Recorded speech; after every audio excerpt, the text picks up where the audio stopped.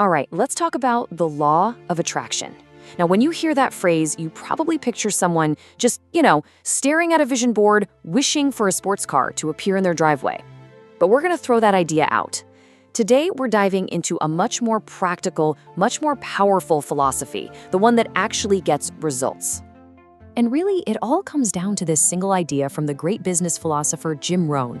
This isn't about some kind of cosmic ordering system. It's about mechanics. Success isn't this thing you go out and hunt down. It's something that is drawn to you, based on the person you are becoming. So, this is it. This is the single most important question you can possibly ask yourself. Forget about what am I getting for a second. The real question is, who am I becoming?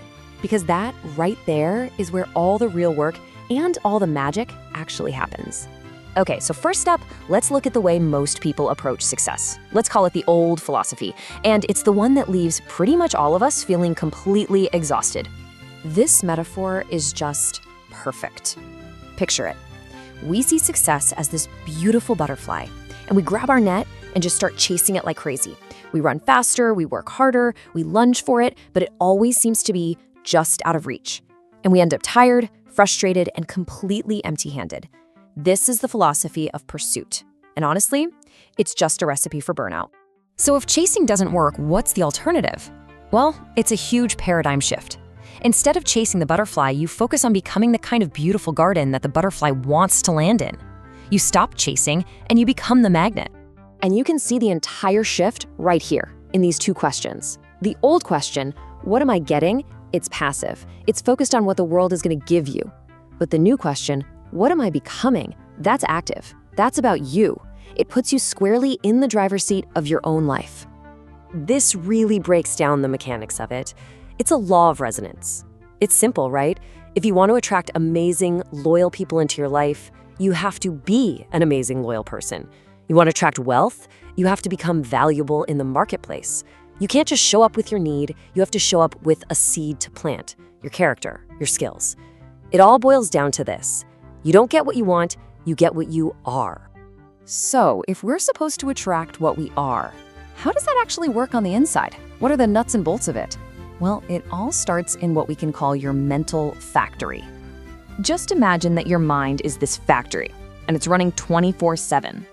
Now, whatever raw materials you dump into it, whether that's worry, fear, and doubt, or confidence, discipline, and ambition, the factory doesn't care.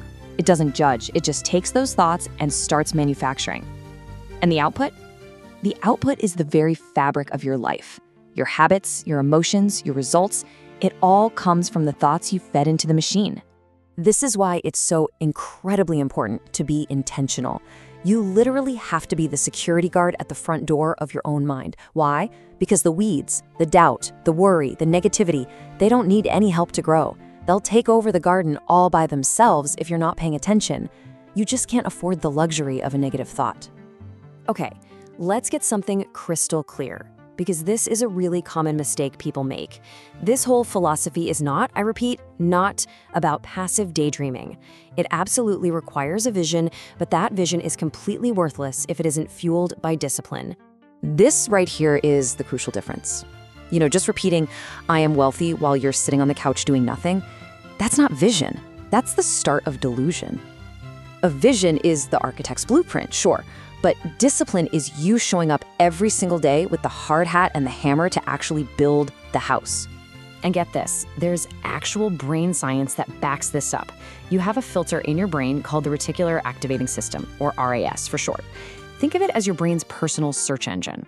You know how when you decide you want to buy, say, a red car, and then suddenly you see red cars everywhere? They were always there. Your brain just wasn't looking for them. Well, when you get crystal clear on your vision, you're programming your RAS to spot the opportunities, the people, and the resources that will help you get there. They literally become visible when they were invisible before. So you've got your clear vision. You're standing guard at the door of your mind. What are the two secret ingredients that actually power this whole engine of attraction? The first one is gratitude. And honestly, this is a total game changer. You cannot attract more into your life if you are constantly unhappy and bitter about what you have right now. Gratitude isn't about being complacent. It's a powerful frequency. It sends a signal that you're appreciative and ready for more. I mean, think about it. Who would you rather help out? Someone who's desperate and complaining, or someone who is confident and appreciative? Now, the second ingredient, well, it's been hiding in plain sight this whole time, right inside the very word we keep using, attraction. And there it is, attraction. The last 6 letters say it all. This is the secret sauce. Attraction is not a passive state of being. It is an active process. It demands action. Look, it's great that your brain is now spotting all these new doors of opportunity. That's amazing, but that's only half the battle. You still have to do the work. You have to get up, walk over, turn the handle, and push the door open. I mean, it's common sense, right? You can't hire someone else to do your push-ups for you. The vision points you in the right direction, but action is the only thing that's actually going to get you there. All right, let's bring this all home with one final powerful metaphor that really sums up the ultimate challenge of putting this philosophy to work in your own life. You know, the same wind blows on all of us. The wind of economic trouble, the wind of unexpected opportunity, the wind of personal challenges. We can't change how the wind blows, but what we can change is the set of our sail. We can learn a new skill, we can change our attitude, we can work harder. It's not the blowing of the wind that determines our destination. It's the set of the sail. And that brings us to the final challenging thought. The goal of all this isn't to hope for an easier life or for fewer problems. No, the goal is to focus on becoming better, to develop the strength, the wisdom, and the character to handle whatever comes your way. So don't wish it were easier, wish you were better. That is the law of attraction that actually works.